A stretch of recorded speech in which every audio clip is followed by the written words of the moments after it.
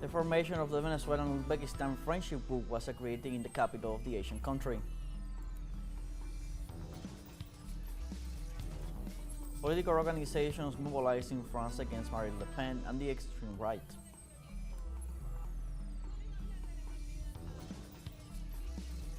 And in the United States, financial markets collapsed for President Donald Trump's finances.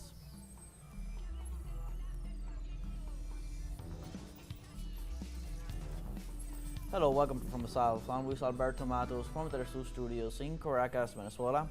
We'll begin with the news. Stay with us.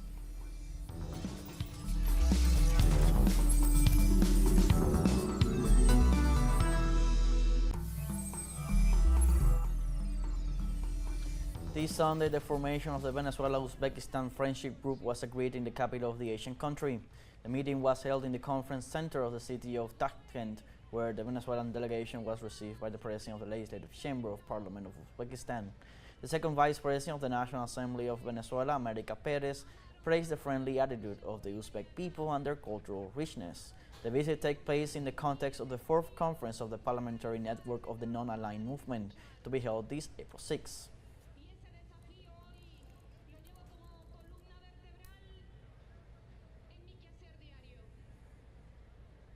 Within the framework of this meeting, the Deputy of the National Assembly of Venezuela, Jorge Rodriguez, was ratified by consensus as Vice President of the Parliamentary Network of the Non-Aligned Movement for Latin America and the Caribbean.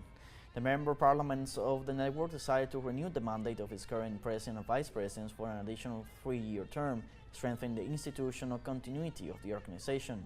The decision seeks to strengthen multilateral dialogue and collaboration among non-aligned countries, ensuring the network's operational effectiveness and the development of its institutional framework. The Venezuelan delegation participated in the fourth conference of the Parliamentary Network and was formed by the second Vice President of the Legislative Branch, America Perez, and Deputies Orlando Camacho and Roy Daza.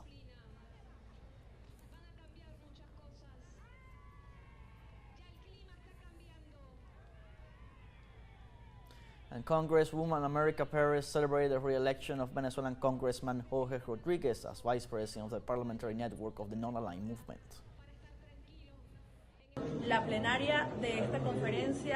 The plenary has re-elected our President of the National Assembly, Deputy Jorge Rodriguez. The leadership of Venezuela, the voice of Venezuela, the struggle of Venezuela, for a better world, for the development of new poles, for the respect for human rights, for the respect for the life of the peoples of the world. It has been felt in this conference. We have taken the floor, we have spoken about the great perspective that exists from the Bolivarian parliamentary diplomacy of peace, which is undoubtedly an important space for cooperation and the coordination of the parliaments in the world.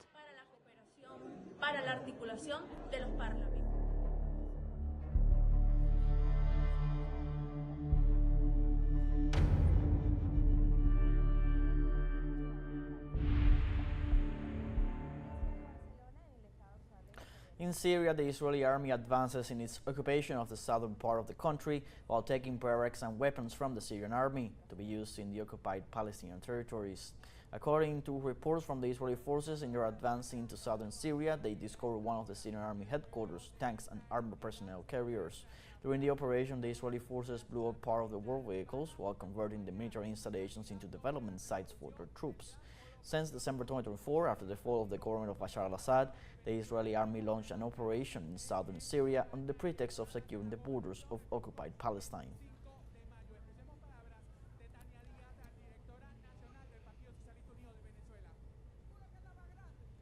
And the Lebanese government urged the United States to increase pressure on Israel to stop attacks on Arab countries. The president of Lebanon, Joseph Aoun, met on Saturday with the United States Deputy Special Presidential Envoy for West Asia, Morgan Dan Ortagos, to discuss the current situation in South Lebanon, the Israeli withdrawal from the area and developments along the Syrian border. During the meeting, the Lebanese president expressed his commitment to the ceasefire agreement despite the recurrent violations of the treaty by Israel. In this regard, the president warned that the occupation forces have carried out numerous attacks and bombardments against Lebanon while deploying their forces in Syrian territory.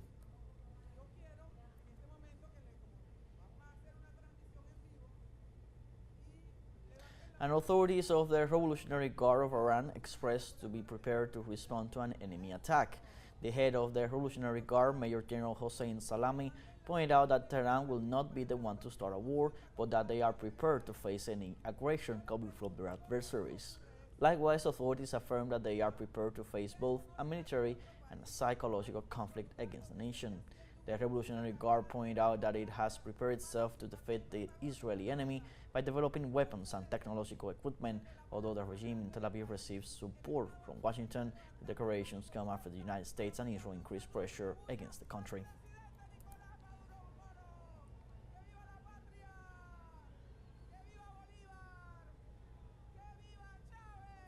And the United Nations Children's Fund denounced the Israeli blockade, which prevents the entry of humanitarian aid to the Gaza Strip. The organization warned that due to the lack of water, food, medical supplies, and other vital products, some 21 malnutrition treatment centers will close their doors. According to UNICEF, more than 1 million Palestinian children are facing severe malnutrition, disease, or infections as a result of the humanitarian crisis caused by the Israeli aggression against the Gaza Strip. The agency appealed to allow the entry of basic supplies to treat children injured during the genocidal operation.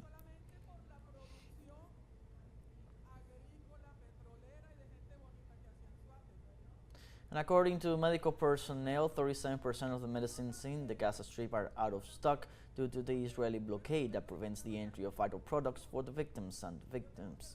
They also warned that the hospitals and health facilities in the coastal enclave are operating beyond their capacity amid shortages of medicines, vital supplies, and fuel. In this regard, the authorities denounced the almost total collapse of the health system due to the war campaign and the blockade imposed by Israel.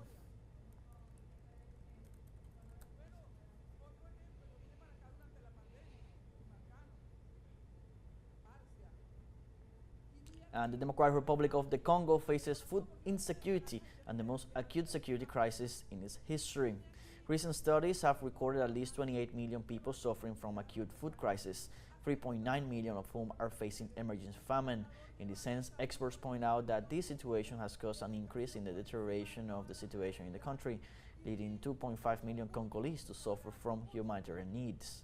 Specialists also point out that a quarter of the country's population is suffering hardship due to the armed conflicts, forced displacements, and epidemics that have affected the country.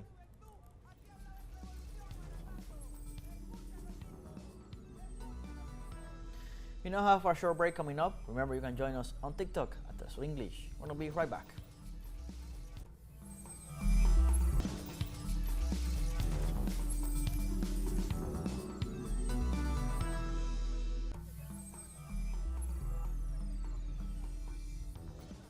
Welcome back. Political organizations mobilized in France against Marine Le Pen and the far right. The demonstration called by the French left-wing party seek to vindicate the rule of law, which they consider threatened by the actions of the political organizations that support Le Pen, such as the National Grouping Party. The demonstrators warn about the threat posed by the far right to the republic and democracy, and describe the far right militants as violent and dangerous, while expressing their solidarity with the magistrates who disqualified Le Pen for embezzlement.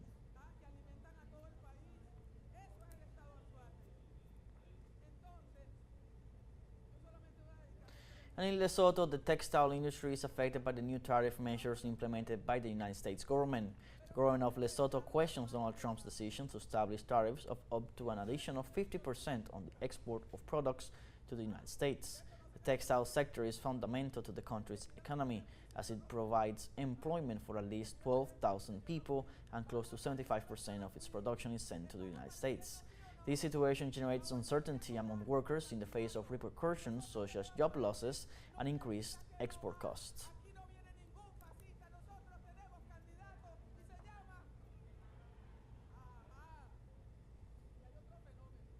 And in the Vatican, Pope Francis surprised his faithful by appearing in St. Peter's Square for a special Jubilee Mass for the sick. The Supreme Pontiff, since his release from the hospital 2 weeks ago, had not appeared in St. Peter's Square to greet the faithful. However, this Sunday, April 6th, he was wielding a wheelchair during the Mass, stood up and greeted the crowd. During the event, Pope Francis thanked the crowd for their support during the days he was absent from his duty due to his health condition.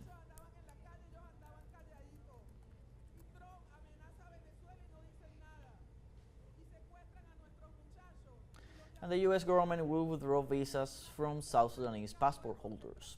The Secretary of State of the United States, Marco Rubio, assured that the government of the African nation is taking advantage of Washington by not accepting the return of its repatriates. The Secretary of State also affirmed that his country will block all new visas to prevent the entry of South Sudan citizens into the United States. The decision comes despite the fact that the South Sudanese nationals are in temporary protected status until May and amid fears that the nation could return to civil war. The United States will withdraw visas to the Sudanese people.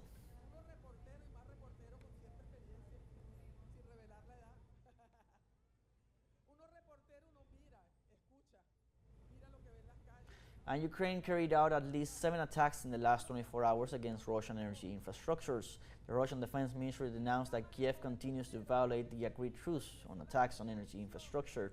The ministry reported the aggression against energy facilities in the Republic of Crimea and the provinces of Bryansk, Rostov, and Voronezh. The attacks on energy and gas facilities led to the disruption of the supply of these services, which affects thousands of residents.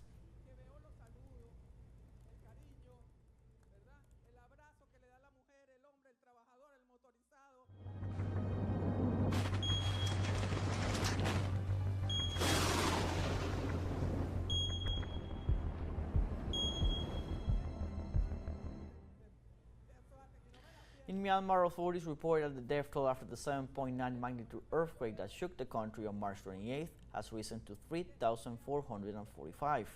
Authorities informed that during the removal of debris and the search for the missing, 4,850 people were injured and 221 missing persons were reported. Civil defense teams declared a state of emergency in the affected regions in addition to requesting international aid. In this context, the earthquake affected some 17 million people, including 9 million victims near the epicenter of the catastrophe, and also spread to neighboring countries, leaving 29 dead, 9 injured, and 59 missing in Thailand.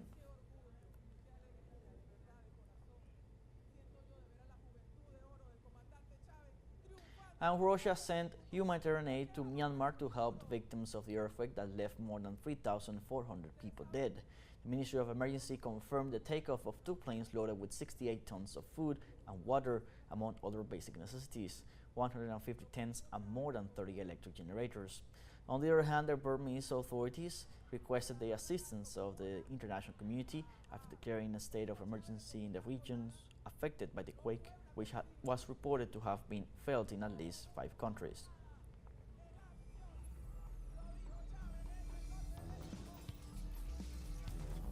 We now have our second and final short break coming up. Remember, we invite you to visit our Facebook page, teleSUR English. We're going to be right back. Don't go away.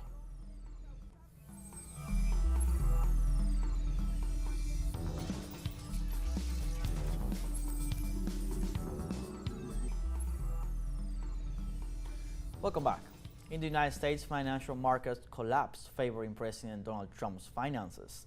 As the financial market collapsed, President Donald Trump embarked on a family trip to Florida, where a golf tournament backed by Saudi Arabia was being held at his family's Miami resort, and a fundraising event that attracted hundreds of donors to his Palm Beach clubhouse, proving once again that Trump continues to look for ways to boost his family business. This after announcing a new set of global tariffs on the White House, triggering the wiping out of $5 trillion in the value of companies in one of the most important stock indexes, the S&P 500, in just 2 days.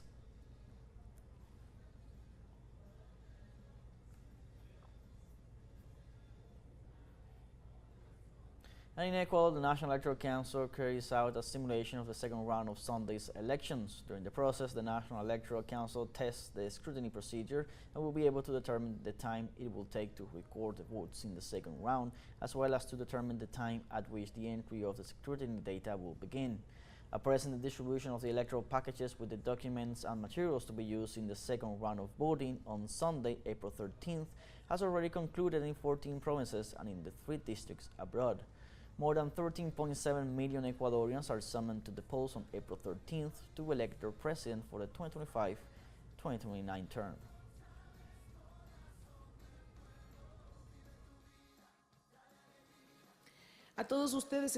To all of you, I would like to express that this drill is a public exercise of trust. It is the demonstration that democracy is not improvised, it is built with responsibility.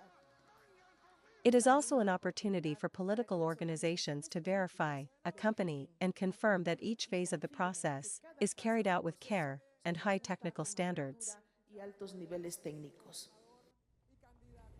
In Ecuador, presidential candidate for the Citizens Revolution Party, Luisa Gonzalez, advocates for the right to education, health, and social justice as part of her speech.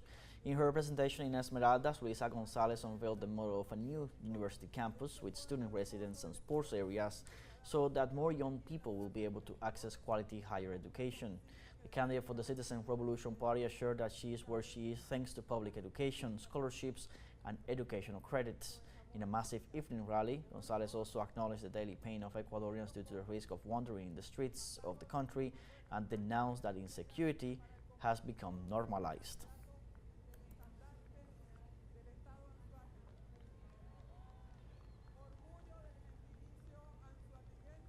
And in Spain, Ecuadorians rallied to express their support for the closing campaign of Citizens Revolution candidate Luisa Gonzalez in a run-up to the presidential runoff. This Sunday, dozens of citizens mobilized in the streets of Madrid with their vehicles and banners in support of Gonzalez's proposals. Ecuadorian migrants affirmed that Citizens Revolution is a party that takes into account the situations faced by Ecuadorians abroad. They also remarked that Ecuador is facing a severe violence crisis and that they deserve a fair change.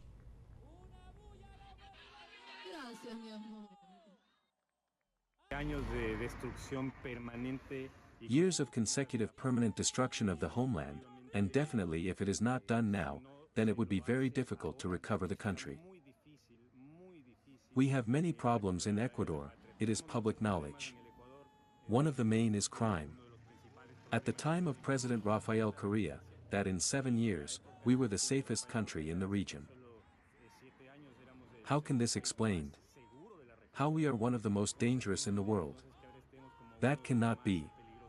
That cannot happen, for the good of all.